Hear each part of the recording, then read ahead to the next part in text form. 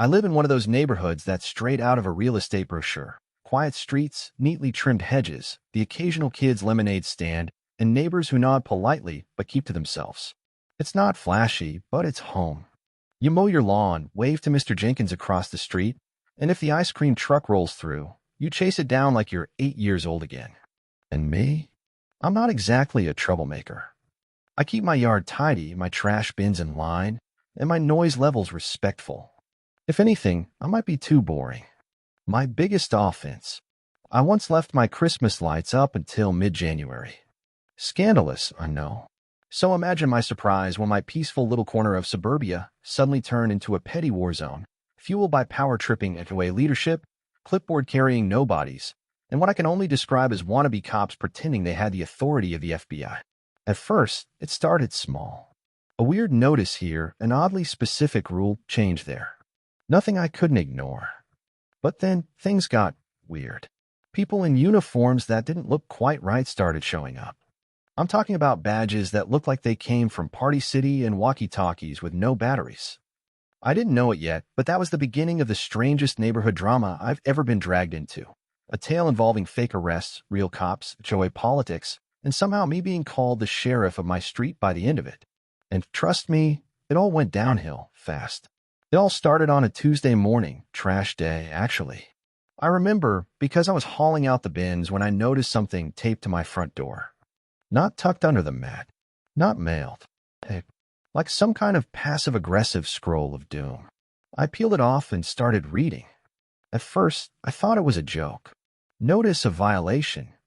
You are hereby cited for multiple infractions, including but not limited to grass exceeding regulation length, unauthorized modification of property fence line, improper noise levels during non-designated hours, unregistered recreational equipment on premises. Continued noncompliance may result in enforcement action. I read it again, slower this time, wondering if I had wandered into someone else's yard by accident. Regulation, grass length. I literally mowed the day before.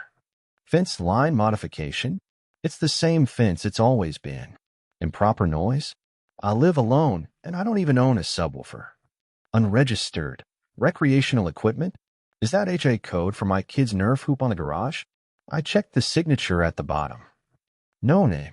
Just a seal that read HOA Compliance Enforcement Division. It even had a badge printed on it. Not embossed. Printed. Like someone went wild with Photoshop and a free clip art website. That's when the doorbell rang. Standing there on my porch were two people wearing khaki uniforms and cheap aviator sunglasses. One held a clipboard. The other had what looked like a walkie-talkie clipped to his belt, except it wasn't even turned on. "Good morning, sir," one of them said with all the seriousness of a mall cop. "We're here to follow up on your citation and inspect your property." I blinked. "I'm sorry, who exactly are you?" "We're with the HOA enforcement team," clipboard guy replied, straight-faced. "We've been authorized to conduct on-site evaluations for compliance." Now look, I respect actual authority. But something about these guys screamed security guard energy with a side of cosplay. I asked for ID. They showed me a laminated card that looked like it had been made on a home printer. At that moment, I realized this wasn't just ridiculous. It was potentially illegal. And it was just the beginning. After that bizarre porch visit from the Great Value Justice League, I figured it was a one-time fluke. Maybe the HOA had hired some overzealous interns. Maybe Karen, our ever-dramatic HOA president, had watched one too many episodes of Cops and decided to live out her fantasy through enforcement patrols. But then the watching started. I noticed it the next morning. I stepped outside to grab the paper. Yes, I still get the paper, don't judge, and spotted clipboard guy again, slowly strolling by my house. He wasn't just walking. He was watching. He paused at my driveway like he was scanning for contraband, then casually took a photo of my garden hose. My hose. Later that afternoon, I grilled a burger out back, and guess what? The moment the smoke hit the air, a woman I'd never seen before walked by with her phone angled over my fence, pretending to text, but clearly recording video. I could see the red light flashing. This became the new norm. Strangers walking the block repeatedly. Camera with flash random inspectors taking pictures of lawn decorations. Detective People literally peeking through slats in fences and ducking when they saw you looking. It felt less like a neighborhood and more like I'd been dropped into a low-budget HOA surveillance thriller. Neighbors started whispering about being watched. One guy down the street said someone knocked on his door to warn him that his basketball hoop was unregistered sports equipment. Another neighbor, sweet retired woman named Gloria, got a violation notice for improperly stored wind chimes. Wind chimes. She's 82. The woman drinks chamomile tea and feeds squirrels. What kind of hardened criminal were they accusing her of being? And the weirdest part, nobody knew who these inspectors were. They weren't HOA board members. They weren't hired security. They were just people, with badges printed on clipboards and self-importance leaking from their pores. I finally had enough when one of them tried to step onto my property again. Said they had the right to investigate compliance violations. I shut that down fast. Unless you got a real badge or a warrant, I said, you can take your clipboard and do a full lap around the neighborhood without setting foot on my lawn. He backed off, but not before scribbling something extra hard onto his sheet like he was writing my name on the naughty list. At that point, I knew this wasn't about lawn maintenance anymore. This was HOA theater, with fake cops, fake rules, and real harassment. And someone, Karen, was definitely behind the curtain pulling strings. I decided it was time to find out exactly how deep this rabbit hole went. After days of feeling like I was being stalked by a group project gone rogue, I finally sat down at my kitchen table, opened my laptop, and thought, all right, who the hell greenlit this nonsense? I started by pulling up our HOA's website. It's your typical clunky suburban webpage, lots of vague statements about community excellence and stock photos of smiling families clearly paid to pretend they enjoy HOA meetings. But hidden under the Documents and Forms tab, I found what I was looking for, the HOA bylaws. All 67 pages of them. So I made some coffee, grabbed a highlighter, and dove in. I was determined to find the section where it said, the HOA has the power to form a bootleg security force to harass residents with printed badges and empty clipboards. Spoiler alert, I didn't find that. What I did find was this gem.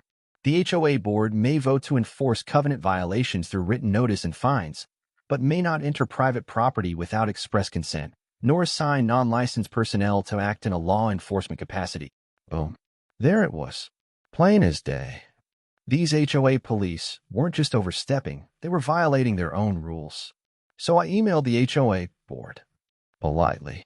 At first, hello.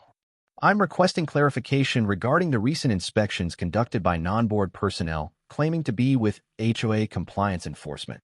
Can you provide the section of the bylaws authorizing this practice and clarify their credentials?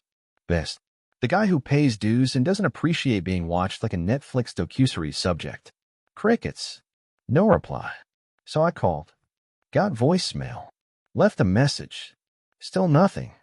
At this point, I knew the only way to get real answers was to go straight to the source, HOA meeting. Now, normally, HOA meetings are about as exciting as a soggy saltine. But this one, oh, I was coming in hot. Not to stir the pot. No, I was bringing the whole damn pot with a lid full of questions, a printed copy of the bylaws, and an unopened can of Whoop Audit. Because if Karen and her clipboard cronies thought they could form a fake task force and terrorize people into submission, they clearly forgot who they were dealing with. Next stop, that meeting. That face-off. That moment everything changed. I showed up to the HOA meeting early, like first chair by the donuts early. I wasn't taking chances. I wanted front row seats for whatever chaos was about to unfold. The meeting was held in the community clubhouse, which usually smells like Febreze and vague regret, but tonight it reeked of tension and passive-aggressive perfume. As residents trickled in, I noticed something interesting. People weren't just there for the free cookies. They looked mad, confused, curious. Apparently, I wasn't the only one who'd been followed, cited, or photobombed by clipboard commandos. Then the board members arrived, Karen front and center, flanked by two of her usual sidekicks. She wore her power blazer, the one, bright red 3-button screams. I almost ran for city council once, and carried a folder so thick it looked like she was preparing for a legal deposition. Probably filled with screenshots of backyard trampolines and unapproved flag placements. When the meeting finally began, Karen launched right into her agenda like we were all there to discuss flower beds and dog leash lengths. But I wasn't about to let her skate past the real issue. I raised my hand. She ignored it. So I raised my voice. Excuse me, Karen, before we discuss paint swatches and hedges, can we talk about the fake police force roaming our neighborhood? The room fell silent. Karen froze mid-sentence. I'm sorry, what? She said with that fake laugh voice people use when they're stalling for time. You know, the clipboard squad claiming to be HOA enforcement. The ones taking photos of my lawn hose and threatening to inspect people's backyards. I've reviewed the bylaws. I held them up like a courtroom exhibit, and unless you've added secret pages, none of this is legal. She straightened her back. We implemented a new compliance initiative to improve community standards. I squinted. Right? So who authorized it? Was there a board vote? Are these people certified? Insured? Bonded? Or are we just handing badges to anyone with khakis and a Bluetooth earpiece? The room erupted in murmurs. A few heads nodded. One guy in the back actually clapped. Karen's nostrils flared like a charging bull. They're authorized representatives acting under my directive as HOA president. Interesting, I said, because your directive doesn't override the actual bylaws. I flipped to the relevant page. Section 4.3. No member of the HOA may enter private property or enforce policy without written consent or a majority board vote. Did that vote happen? Or did you just crown yourself queen of the cul-de-sac? Karen opened her mouth, closed it, then leaned into her classic power move, deflection. This meeting is not the appropriate forum for personal attacks. Good, I said, because I'm not attacking. I'm asking for identification. Who are these people patrolling our streets? And more importantly, what gives them the right? At that point, another board member, a usually quiet guy named Brian, spoke up. I didn't vote on any enforcement team, he said. None of this was brought to the board. Karen shot him a glare so sharp it could have sliced pie. But the damage was done. The room had turned. The spell was breaking. I sat back down and looked at Karen. She didn't say another word about the enforcement team that night. But I had a feeling this was just round one. And the next time they showed up on my lawn, they weren't getting a conversation. They were getting the real police. A few days after the HOA meeting showdown, things got quiet. Too quiet. No fake patrols. No passive-aggressive notices duct taped to my door. I thought maybe Karen had finally taken the hint. Maybe she'd retreated to her lair to print more bylaws on scented paper and leave the rest of us alone. I should have known better. Because just as I started to enjoy the silence that happened, Saturday afternoon, I was out in my yard doing the most illegal thing imaginable in Karen's world, relaxing. No grill. No leaf blower. Just me, a cold drink, and my dog sunbathing like he owned the place. That's when I heard footsteps on gravel. I looked up, and there they were again. Two of the same fake HOA enforcers, marching up the sidewalk like they were about to raid a cartel. Clipboard guy looked extra smug. Sunglasses guy was holding a folder. Ominous. Sir, Clipboard said, we're issuing a final warning. Continued noncompliance may result in escalated measures. I set down my drink. What escalated measures? Glitter citation? Another sternly worded, font-heavy flyer.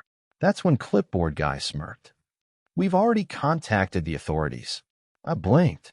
Wait, you call the actual police? He nodded. They should be here shortly. I laughed. I mean, I should have been annoyed, but it was so absurd I couldn't help it.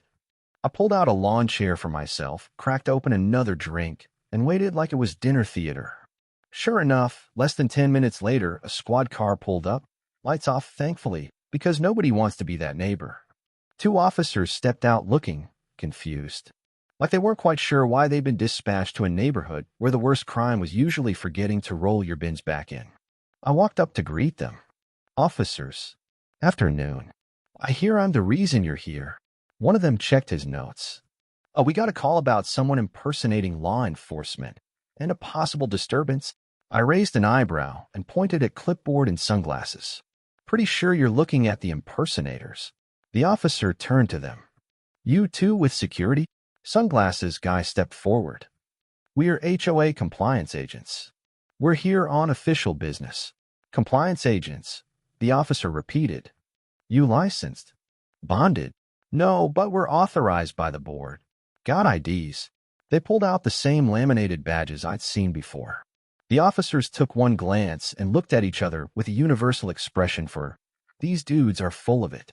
After a little back and forth, it became painfully clear that these guys had zero legal authority, just printed name tags and a heavy dose of delusion. The officers asked them to step aside while they took a few notes and, very politely, told me I wasn't doing anything illegal. But the best part? One of the officers pulled me aside and said, "Honestly, I've had more serious calls about loose raccoons. These guys just wasted everyone's time." Meanwhile, Karen magically appeared down the street, arms crossed, watching everything unfold like a sitcom villain waiting for the season finale twist. But instead of the cavalry backing her up, all she got was the officers calmly telling her to stop calling 911 unless it's an actual emergency. That was the day Karen's fantasy enforcement squad officially crumbled. And me? I didn't just walk away with 0 citations. I walked away with something better. Validation. A neighborhood full of allies. And a brand new nickname from my neighbors. Sheriff.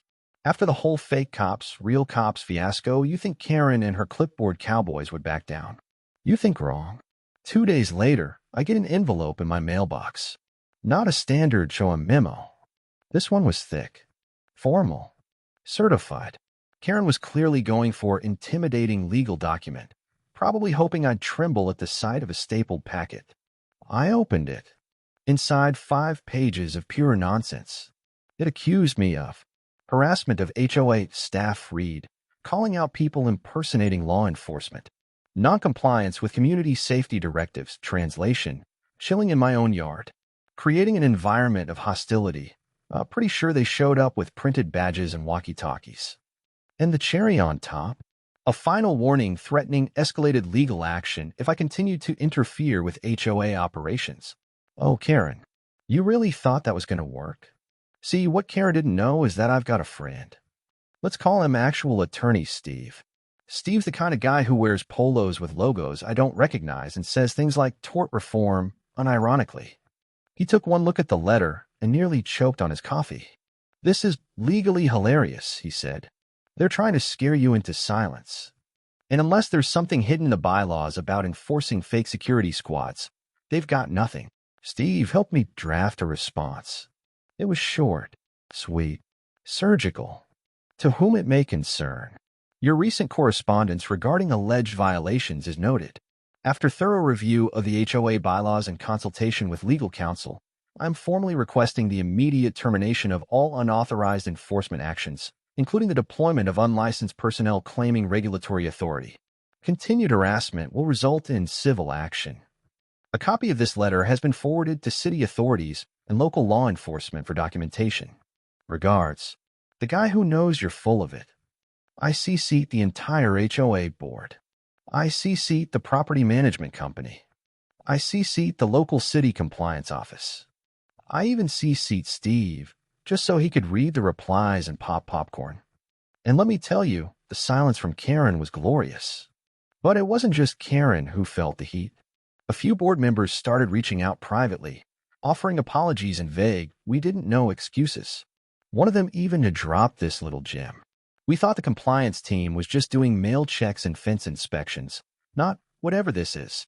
Turns out Karen had gone rogue. She'd created her own personal HOA militia without a proper board vote. She was operating like a dictator with a clipboard. But now, the legal leash had been yanked hard. No more fake badges. No more surprise patrols. No more pretending this was her neighborhood and we were just living in it. And something told me this wasn't just about shutting her down. It was about finishing this once and for all. After that cease and desist went out, it was like a switch flipped in the neighborhood. Clipboard sightings, gone. Creepy sidewalk patrols, vanished. Mysterious compliance letters, not a single one. It was as if the entire operation had been vaporized overnight, like Karen hit the self-destruct button on her little faux military HOA task force. But the silence didn't feel like surrender. It felt like a storm was brewing. You could almost hear Karen furiously typing up her next manifesto, probably using a font like Times New Roman to make it feel more official. Then came the emergency board meeting.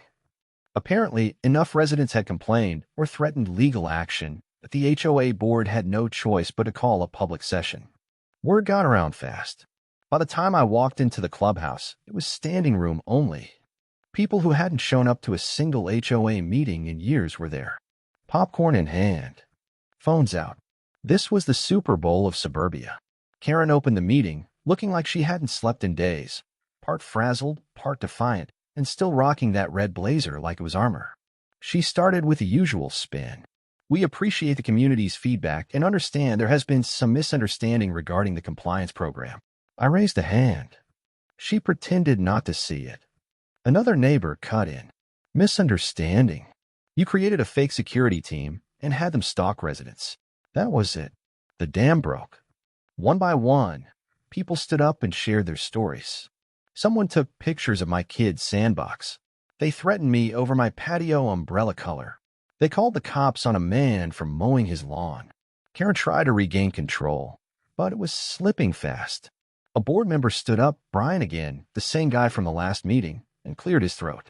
I moved that we formally disband the compliance team and hold a vote to remove the current HOA president for abuse of power. You could hear a pin drop. Then came the vote. Hands shot up faster than Karen could blink. It wasn't even close. She stood there frozen as the board officially removed her from her position. 1 second, she was the queen of suburban pettiness. Next, she was just another homeowner with a freshly revoked crown. Someone even muttered, "Guess she'll have time to fix that fence she's always complaining about." And me? I just stood in the back, arms crossed, with a neighbor handing me a baseball cap that read, "Neighborhood Sheriff." I didn't ask for it. I didn't campaign. But somehow I become the guy who stood up, called out the BS, and brought the house of cards crashing down. People clapped me on the back, thanked me, offered to buy me dinner. One guy handed me a rack of ribs and said, "You earned this, Sheriff." All I could do was smile and say, "Just doing my civic duty." Because when fake cops roll into your yard with clipboards and Karen logic, someone's got to remind them. This is still America. And around here, the grill isn't the only thing getting fired up. With Karen officially dethroned and her fake patrol squad disbanded like some busted garage band, the neighborhood started to feel normal again. Actually, better than normal. People were friendlier, more relaxed.